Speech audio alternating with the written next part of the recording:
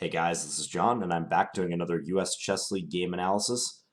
This game was from week 4 of the US Chess League between the Minnesota Blizzard and the Rio Grande Ospreys. I am playing white once again. I've had white in my previous 2 US Chess League games that we've seen, and I got white for a third time, which usually wouldn't happen. But in a team tournament, you can pick which weeks you want certain people to play, and hence what board you want to put them on, and you can predict what colors they're going to get too. And it just so happened that I have to get 3 whites in a row. So I am playing International Master Guillermo Vazquez from the Rio Grande Ospreys. And this is a young player. I believe he's about 17 or 18 years old. International Master. Seems like he's very much up and coming. This is USCF ratings, by the way. And I open this game with knight f3. This is the same move I used against FIDE Master Stephen Breckenridge in last week's game. And my opponent responded in the same way as Breckenridge, so he played knight f6. And after c4, e6, knight c3. Last week we saw Breckenridge playing d5 and entering a queen's gambit declined, but Vazquez decides to play bishop b4, which is characteristic for a Nimzo-Indian player. Vazquez also plays the Nimzo-Indian against d4, and this move wasn't completely unexpected to me because of his choice there. Now here, I got to play a move that I had actually prepared for Breckenridge, but since he played d5 and went into a queen's gambit declined, I wasn't able to use it. And that's the move g4. Now, this move is characteristic of modern chess. It's a stab with the g-pawn, moving the g-pawn 2 squares. It looks like a mouse slip, like maybe I intended g3 instead, or alternatively a beginner's move, just throwing a side pawn down the board at random on move 4. But in fact, this is theory. It's a known line. The point is, if black takes the pawn, so let's say knight takes g4, white gets rook g1 in, attacking the knight, and after the knight moves, we'll be getting that pawn on g7. So it's a provocative way to try to spice up the game right from the get-go. And I've previously used this to good effect in one particular game, which we'll see in a little bit. And after g4, Vazquez responded with castles. Black has other alternatives. h6 is possible, just trying to stop g5. Sometimes black plays more in the center too, like it's not out of the question for them to play something like c5 or d5. Theory is still in flux in this line. Castles is one of the mainstream moves though. So after castles, I press on with g5, disturbing black's knight. Black retreats to e8. I play queen c2. This move is very much in the spirit of the queen c2 Nimzo-Indian, just defending c3, ensuring that if black takes on c3, we can take with the queen and thus avoid pawn structure damage. Black responds with d5, so attacking in the center. It looks like black has been pushed back a little bit. I have managed to get g4, g5 in, and black has retreated their knight to the back rank. But at the same time, this g-pawn push is kind of loosening, and it is a early flank attack. So for black to counter in the center is a pretty solid decision, attacking my pawn on c4. Now, back in 2013, I had a game from the white side of this line against FIDE Master Arian Tari from Norway, who's now a talented young IM from that country. And I played e3 in that game, simply defending c4. And it went b6, bishop d3, attacking the pawn on h7, g6, blocking, b3, bishop b7, c takes d5, e takes d5, bishop b2, knight d7, a3, attacking black's bishop. Tari retreated to e7. I castled queenside. And here, my opponent made the decision to play d4, which opens the bishop on b7 against the knight on f3. And I took on d4, giving up the rook in the corner, but in fact, this led to a monstrous initiative for me. And I prevailed in a very long and exciting game, which I'm going to give the PGN for this entire game against Vazquez, and my game against Tari will be within that PGN if you want to have a look at it. So the main point is I have previous experience in this line, and I did use the e3 move to good effect in the past.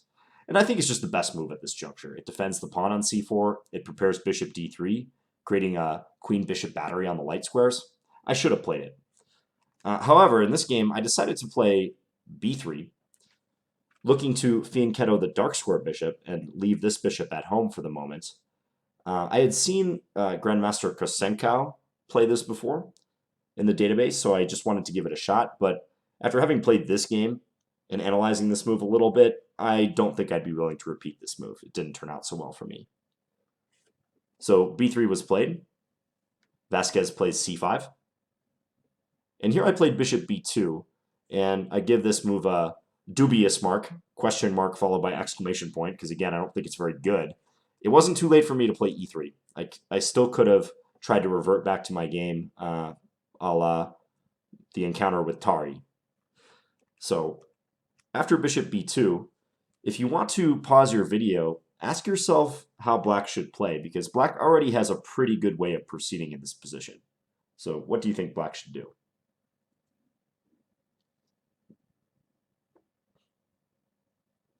Okay, so Vazquez played bishop takes c3. Now, this move appears to play into white's hands. Black is giving up the bishop for the knight, and even allowing white to recapture and create like a queen-bishop battery if I want to take with the queen.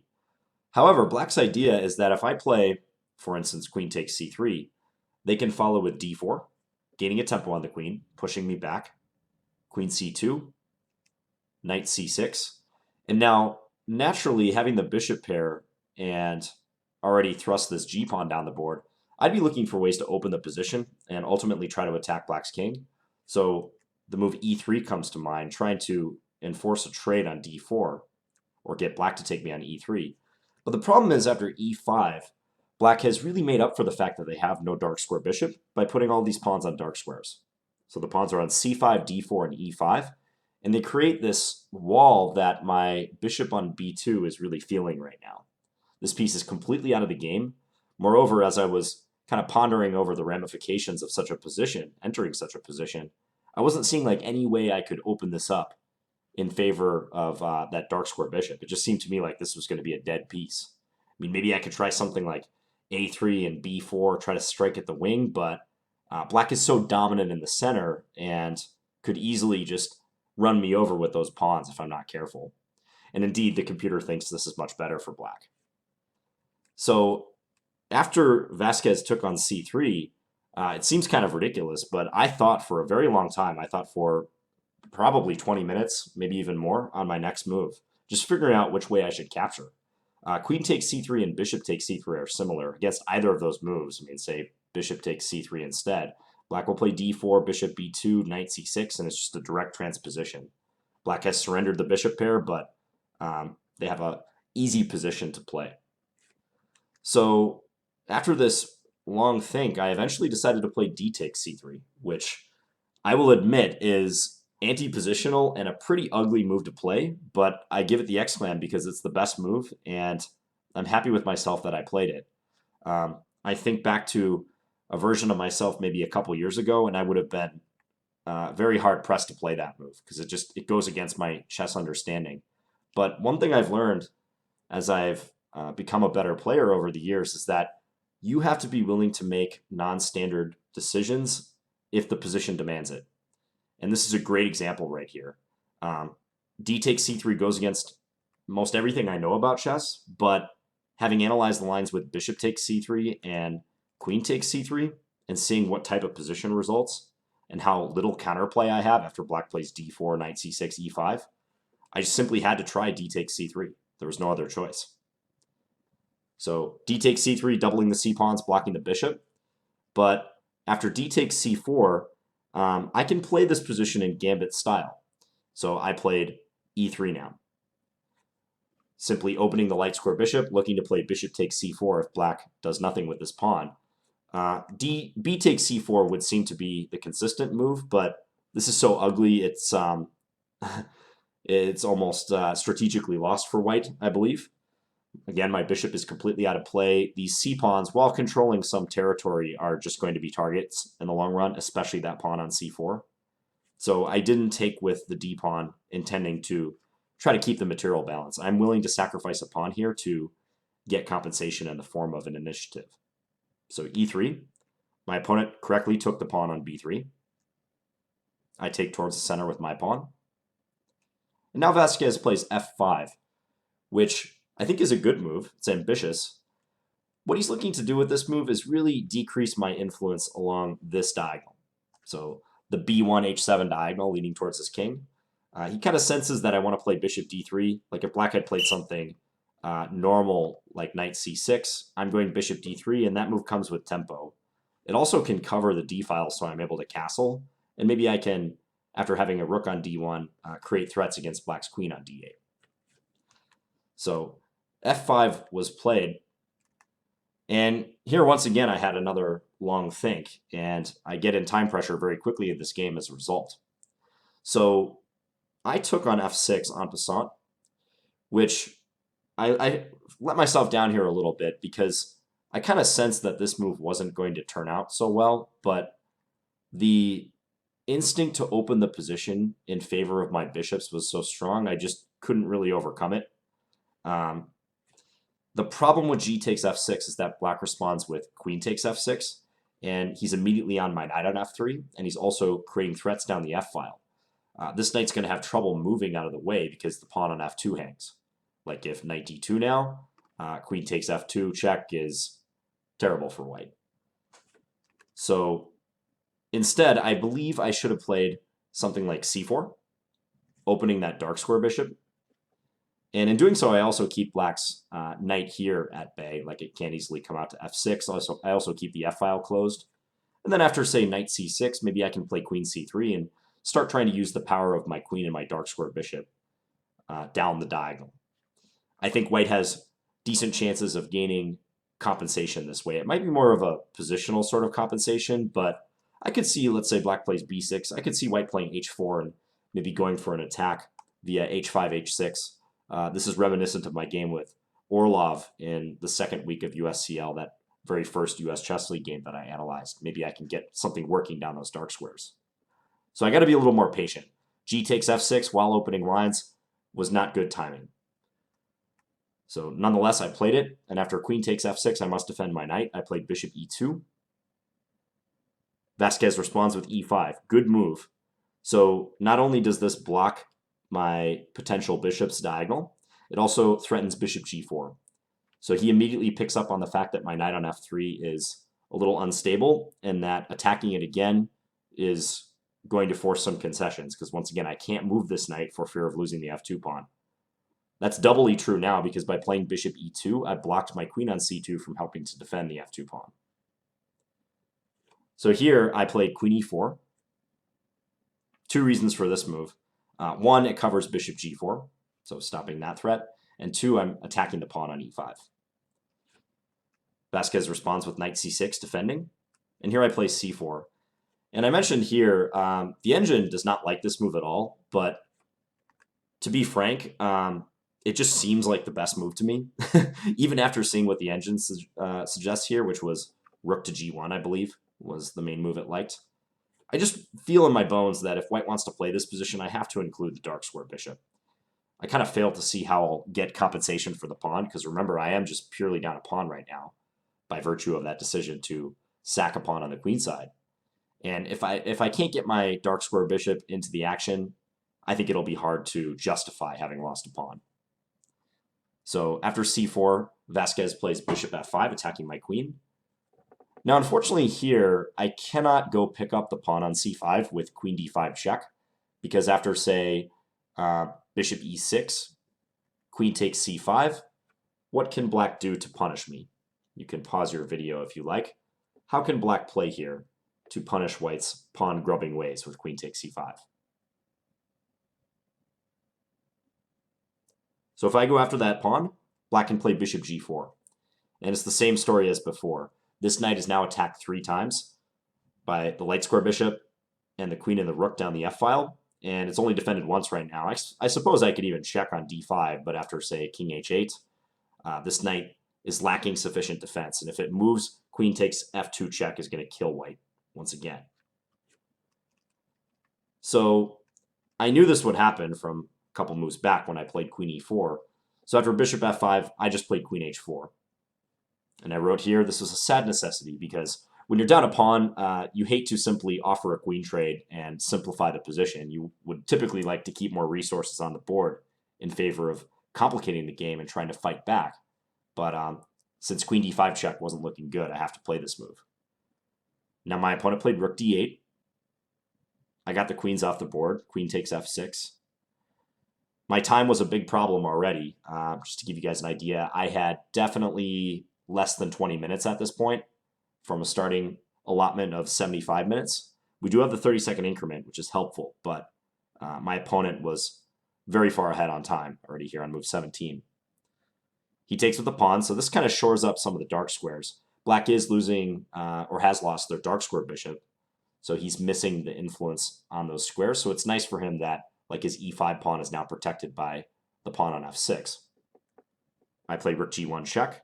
Here I think maybe black should have played king f7, trying to get the king closer, but he decided to hide the king in the corner instead, king h8. And I played bishop c3. I played this move just to reduce the impact of knight b4, should black decide to play that. If the bishop were not on c3, knight b4 looking to play knight c2 check could be a problem. This knight, in some capacity, is needed to defend the pawn on a7, but if black is getting knight b4, knight c2 check in, this could be bad. Like let's say I do something like, I know I would never play this move, but let's say h4, just to illustrate the threat. Knight b4, and if I go after that pawn on a7, knight c2 check, king f1, and bishop h3.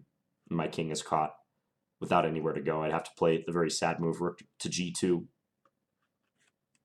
So I just played bishop c3 out of an abundance of caution. And I do have some compensation for the pawn. I'd say maybe a half pawn's compensation at the most. We have a dark square bishop and the bishop pair. Our opponent does not. I have some influence down the a1, h8 diagonal as a result.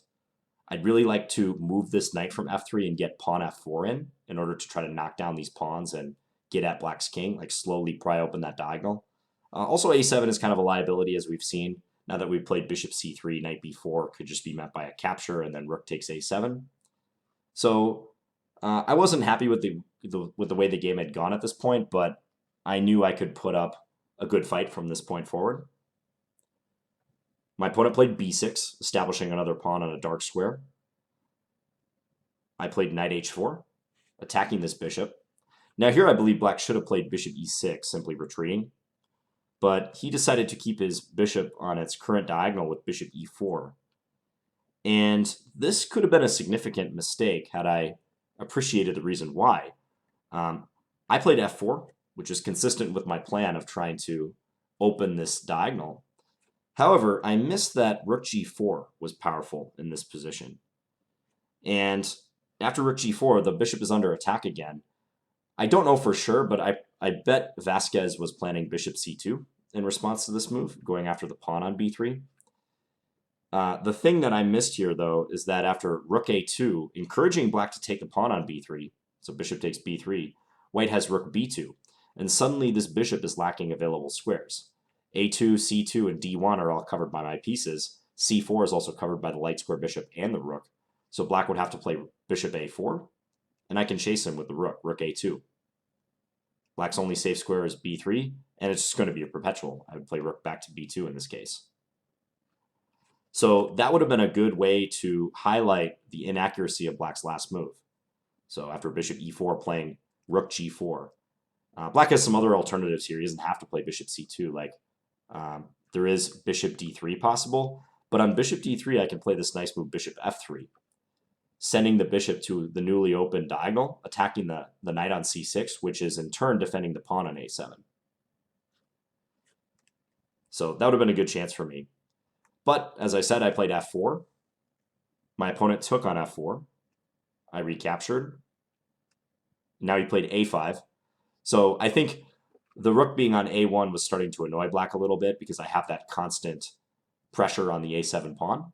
So naturally, he wants to free up his c6 knight and ensure it doesn't have to babysit that pawn anymore. I didn't see what my rook was doing on the a file now, so I just played rook d1, offering a trade. My opponent took it. I took with the bishop. And now knight g7. So this knight has been standing on e8 since, what, move 5? And naturally, black is looking to activate it because they can't really activate this rook if they don't. But I think the g7 route that this knight took was suboptimal. I think they should have gone through d6. The knight just seems better placed here. It's more centralized. It's defending the bishop. Going through g7 was not quite the best. I played king f2, just getting my king off the back rank. I had a couple ideas in mind as far as how I want to continue gaining counterplay for the pawn, but I was mainly just waiting and seeing what black did. I had a feeling he was going to kind of force the pace, especially when I was running a bit low on time. So after king f2, that did happen. Here I think black should have played knight d4, looking to stuff my dark square bishop. I think inevitably this bishop would have to trade itself for the knight, and black would be able to recapture with the d-pawn. But instead, black played knight f5, offering a trade of knights. And here I have a couple good options, which were not easy to parse through with limited time. The best move is rook e1. Rook e1 attacks the bishop on e4. And after, say, knight d6, defending the bishop, I can play bishop f3, looking for a trade. Note that black cannot play f5 because that would be illegal. That pawn needs to stand on f6 because of the bishop on c3. So, moreover, if the rook moves to e8 trying to protect the bishop, black would just lose the f6 pawn with check. So after, say, bishop takes f3, knight takes f3, I even assess this as favorable for white because I am going to play this move, probably immediately on the next move. Rook on e1 to e6, and black's rook is tied down to the defense of f6. If I get my rook into e6, then I'm attacking along the 6th rank, and there's a lot of juicy targets there. I mean, everything black has along the 6th rank is a target. So rook e1 would have been a good way to take advantage of this knight f5 move. Because black is attacking my knight on h4, but this bishop is also undefended and less stable, so I wasn't simply looking to swap knights on f5. I want to make this more difficult for black. In the game, though, I played bishop f3, so looking for a trade of bishops, and black took on h4 at this point.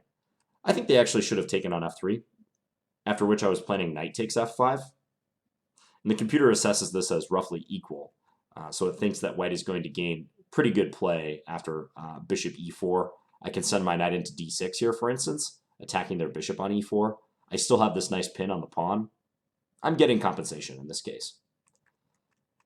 But black took on h4, and I took on e4.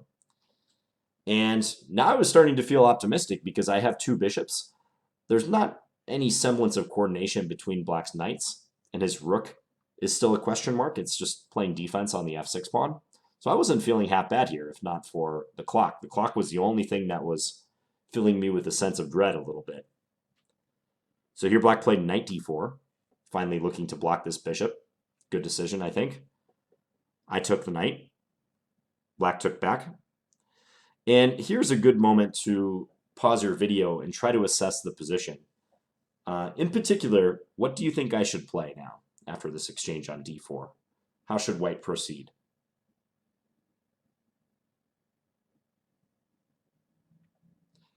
Okay, so in the game, I played b4, which looks a little strange, but my idea was to try to induce a trade here and then play rook b1 and rook takes b4, try to attack this pawn on b6. I figured maybe with black's pieces somewhat out of play on the king side, I could do that and inch closer to a draw. But in fact, I can think about more than a draw here. It's so hard when you're in time pressure and you've been defending for the entire game to seize a chance when it's offered to you.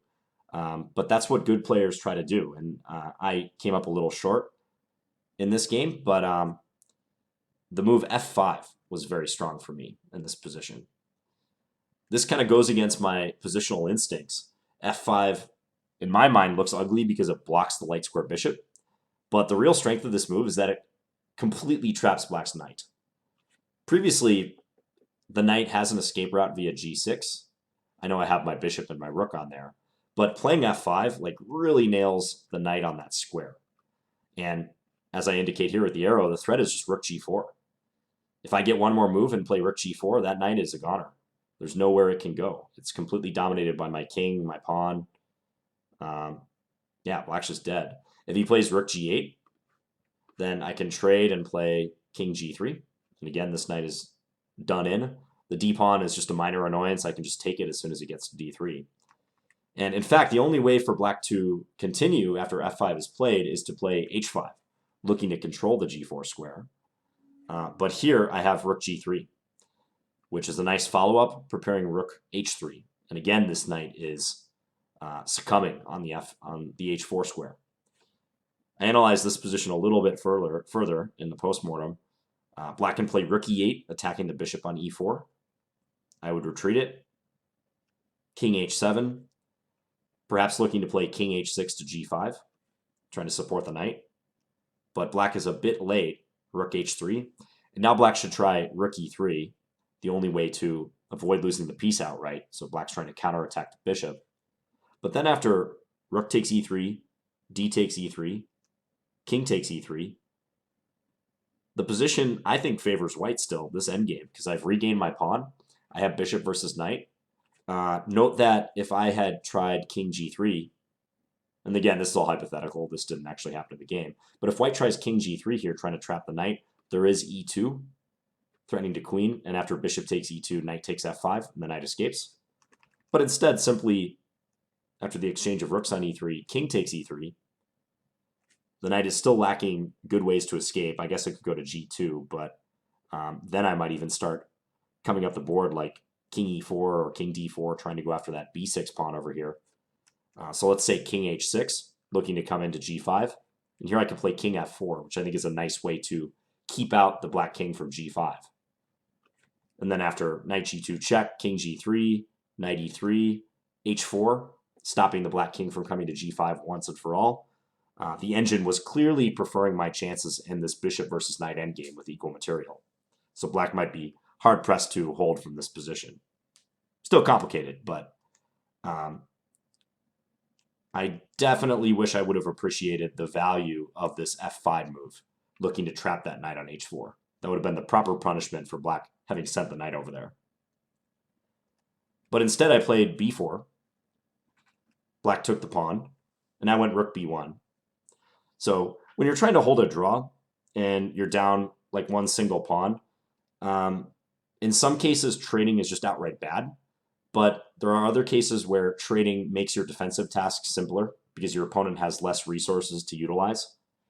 And you don't want to trade too much. Like, I'm not looking, the philosophy of b4 is not to trade down everything and try to draw. It's to try to trade down most of the pawns. And as we'll see in the game, I think I did a pretty good job of doing that. So rook b1, black played f5, attacking my bishop.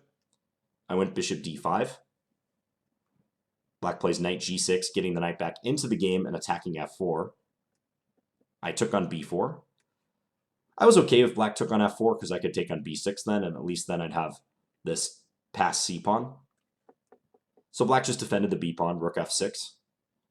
And there is no clear way to get the pawn back. I'm still down 1 point, 1 pawn here. There is no way to, like, for instance, round up the d4 pawn quickly. I'm going to have to put in some blood, sweat, and tears to hold this. But I was feeling okay about the position. Once again, time was still a factor, but it's calmed down a little bit. There's not as many complications. We're kind of in just a technical ending at this stage. I played king g3, simply defending the pawn. King f3 was also possible, but I didn't want to block my potential bishop's retreat if ever it has to come back, so hence king g3. And if black runs this pawn, I can always round it up. Like if d3, I can play rook b3, d2, rook d3, and get behind the pawn. So after king g3, black played rook d6. I played bishop back to f3. This just ensures that the 5th rank is open. I was planning on playing rook b5 next and attacking that f5 pawn. Also, it allows me to play bishop d1 and block this d-pawn should that pawn start marching. So black played king g7. I played rook b5, attacking f5, king f6. And here I continued with the plan that I kind of started with b4 several moves ago. I played c5, inducing another pawn trade. So b takes c5, rook takes c5. And in making these trades, I basically liquidated the entire queen side. I no longer have to worry about that wing. That's nice when you're trying to hold a draw. Just focusing on one area of the board, like now the struggle is shifting to, that's kind of 2 areas, the center and the king side, but no queen side play to speak of any longer. Black played d3. Naturally, black wants to make use of the d-pawn. And here, you might want to ask yourself, what would be an accurate defensive move for white? So white to play, find an accurate defensive move.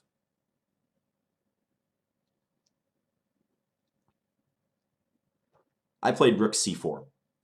So I consider this move almost necessary in order to stop black from playing rook from d6 to d4, attacking my pawn on f4 twice.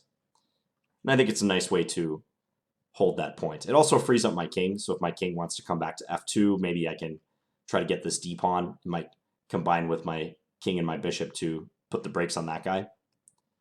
So after rook c4, I think black could have milked this position for a longer period of time.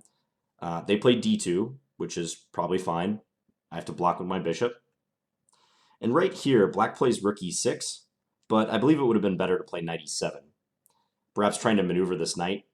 I'm not optimistic about black's winning chances so long as white plays reasonably in defense, but this would have been tougher for me than the game continuation. In the game, black played rook e6, and now I get a chance to play rook d4. And I was relieved to get this in because now I knew that I would win black's d-pawn. This pawn is a goner. They can't play rook d6 anymore. Rook e2 just loses the rook. There's no way to defend d2. And they played rook e4, offering a trade.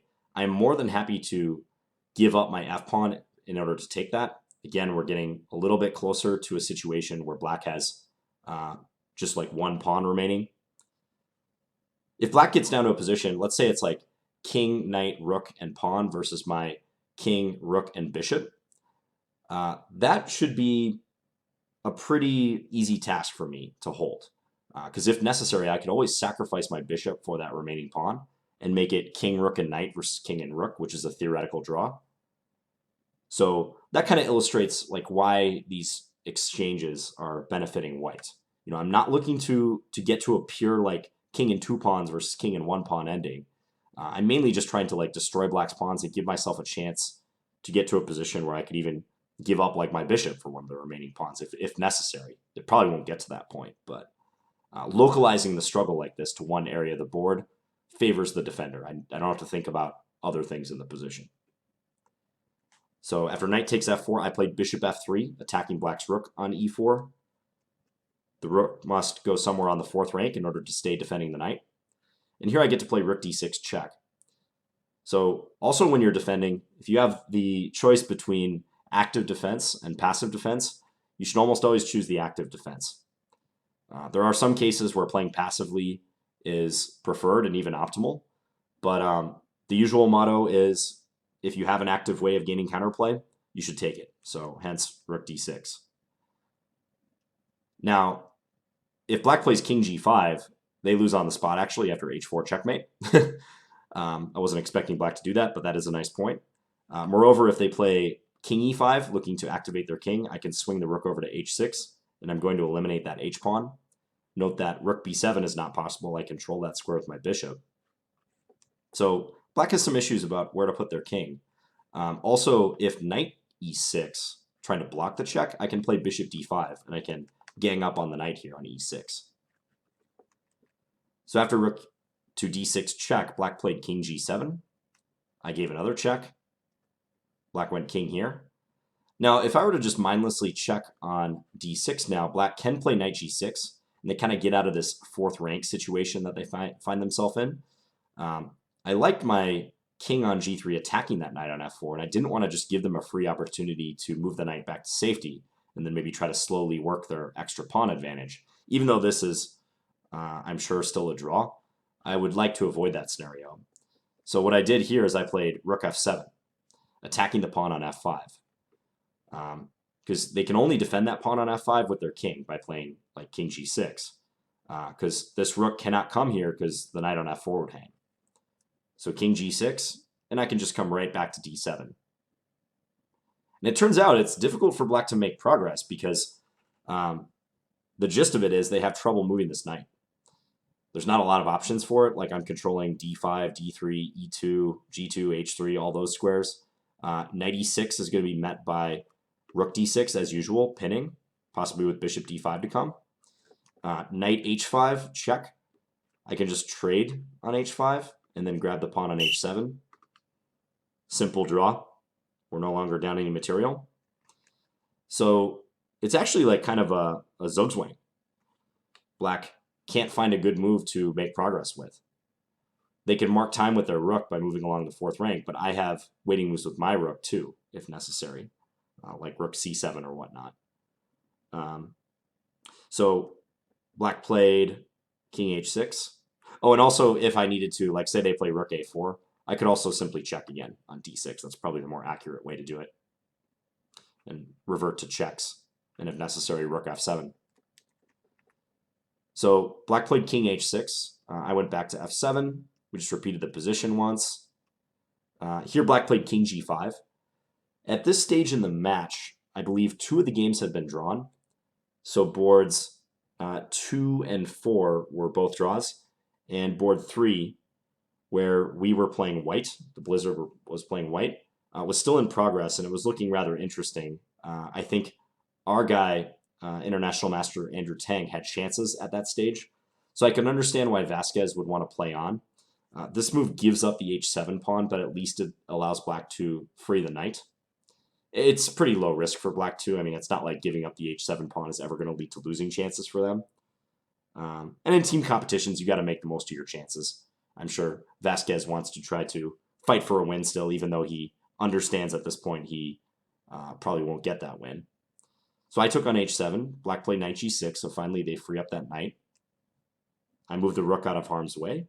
I guess it's not particularly bad on h7, but I just wanted it to be able to come back down the file if necessary to help protect my king, or maybe give a check at a timely moment along the 5th rank if black like starts marching this f-pawn. I didn't think it was particularly well placed on h7. There are tons of moves that would work here for white though. So rook c7, black played rook b3. Black is threatening knight e5, attacking my bishop. So I just come back with my king. Black played knight e5 anyways, attacking the bishop. I play bishop e2. So my bishop is in kind of a defensive spot right here. It is trying to control the squares that the black knight could possibly move to. Also, it blocks checks on the 2nd rank. Here black played f4, pushing that pawn. I played rook c5, so it's nice that I get to use the rook to pin black down on the 5th rank. Black played king here. Here I just waited, rook a5. And black went rook b2. Now, at this stage, it looks like black is threatening f3, but I figured out a defense to that it's not particularly difficult to see. So I played h4. So if you haven't seen it by now, maybe ask yourself, what is white planning in the case that black plays f3 here?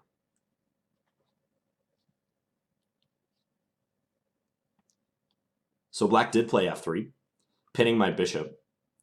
And fortunately for me, I have rook takes e5 available, which is what I planned in advance, and this is what happened in the game. So rook takes e5 check, sacrificing the rook for the knight, but after king takes e5, I get to eliminate black's last pawn. And black has only a king and rook remaining. I have my king, bishop, and pawn. The h-pawn is meaningless as far as the evaluation of the position. White can draw this position even without the h-pawn. King and bishop versus king and rook is a theoretical draw, and it's not a particularly difficult one at that. The only thing you have to remember in this ending is that you want to head for a corner that is opposite your bishop. So for white, that would be h8 or a1. The only way you can get in trouble in this endgame is if you go to a corner that's the same color as your bishop, because you can be put in zugzwang. I won't demonstrate that here, but that's just a rule of thumb if you ever get in this ending, which I think I've had this ending maybe 2 or 3 times. The main thing is, this kind of shows the value of endgames right here. Because I know that king and bishop versus king and rook is a draw, I had no hesitancy in aiming for this line, intending to give up the rook for the knight and just playing this position, and if necessary, defending it for 50 more moves. But if you don't study your endgame, I could definitely envision a player being white here who was unschooled in endgames, like being uncertain about what to do and not knowing how to defend king and bishop versus king and rook, and therefore not wanting to go for it. So maybe they would play like a passive move like, you know, king e1 or king f1, looking to try to escape the the f3 threat. But then black is getting some chances. I mean, f3, like bishop d1, knight, I guess knight d3 can't work yet. King f4. This could get dicey if white's not careful. So that's one of the values of studying endgames, is that it gives you confidence. You can sometimes tell from several moves out, like what type of ending is safe for you and which one is dangerous. And since I know that king and rook versus king and bishop holds absolutely no danger for the side with the bishop, I can confidently allow black to play that. So I just played h4. And I mean, black could try to avoid f3 here, but what are they going to do? I mean, they're pinned along the 5th rank. If king e4, I can just check them on a4. And there's no other move that really makes sense. So rook takes e5, king takes e5, king takes f3. Vazquez gave a check. I played king g4. Again, I'm going to try to head for a corner that's opposite my bishop. Rook check here, king g5. At this point, I offered a draw. He, instead of taking it, just played rook takes h4. And after king takes h4, it was instantly drawn. No mating material. So quite a hard-fought game, and definitely not a perfect game by either of us. I think Vazquez outplayed me in the opening, starting with that nice idea of bishop takes c3, like fresh out of the gate, basically. Bishop takes c3 on, which move was it? Move number 8.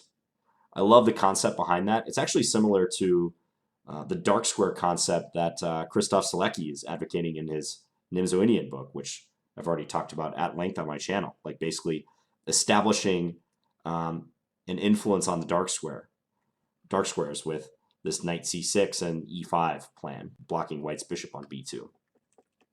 So I had to kind of improvise and play d takes c3, and black was consolidating the extra pawn and putting me under pressure. I think I did a good job of creating counter threats, like in the queen this middle game. We both missed some chances. I regret the fact that I especially didn't see that f5 move, or more accurately, I didn't appreciate it. I did actually see f5, but I didn't connect it to the fact that his knight is trapped. So if I had played that, though, maybe I would have had winning chances, even with the low time situation I was under. But all told, I think a draw is a fair result. And as it turned out in the match, we drew on all boards. So that third board was also a draw. So we had a 2-2 tie against the Rio Grande Ospreys. So hope you guys enjoyed this game. And once again, I'll be posting the PGN to this game on on chess.com if you want to have a look. So feel free to give that a once over and let me know if you have any questions. Thanks for watching, guys. Bye.